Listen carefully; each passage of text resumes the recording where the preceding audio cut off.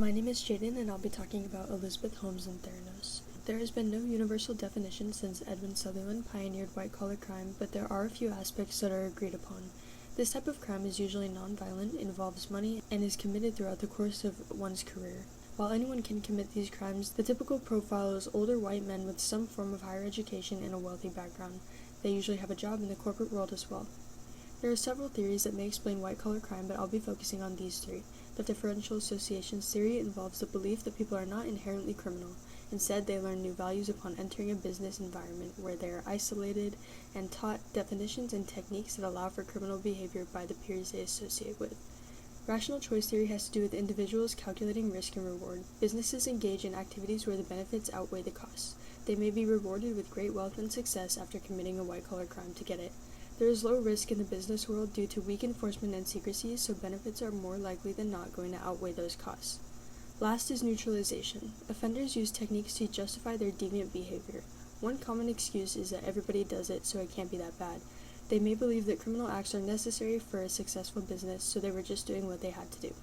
This is a pattern among many white-collar criminals, no matter the category. The case I'll be talking about involves Elizabeth Holmes. She started her company, Theranos, in 2003 and created the Theranos Sample Processing Unit. She claimed that this was a revolutionary device that would change healthcare. It was supposedly able to run the same blood tests as conventional devices with just the prick of a finger at a cheaper price. It came to light that these were all lies and she was defrauding investors out of millions of dollars for a decade. There were several deceptive tactics employed, but these were the most prevalent. Legitimation, which involves appealing to certain values to validate ideas, was used a lot by Holmes. She claimed that Theranos wanted to help people and revolutionize healthcare with accessible, affordable blood testing. She made frequent references to these values when convincing investors to invest.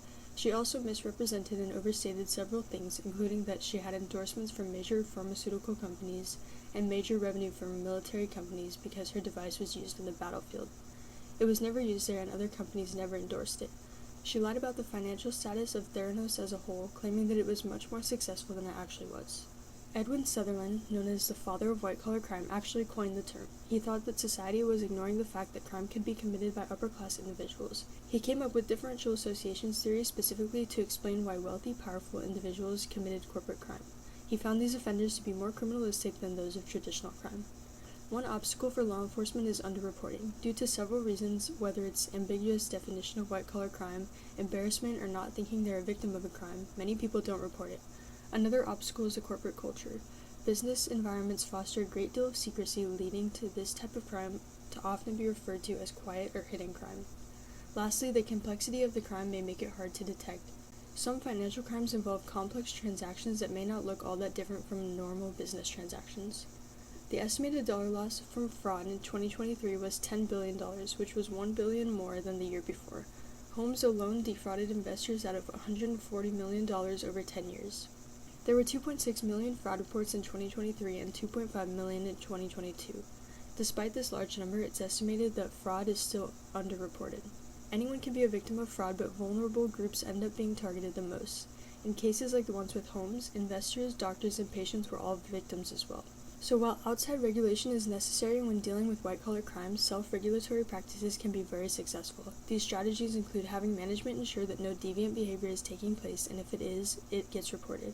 Compliance programs are another form of this practice. Employee training, part of compliance programs, involves helping employees learn to identify criminal behavior and report it. Audits, also part of those programs, can help detect deviant behavior. To maximize their effectiveness, they should be conducted at random so nobody can prepare. Whistleblowers, or people who alert authorities of misconduct, have been proven to be effective as well.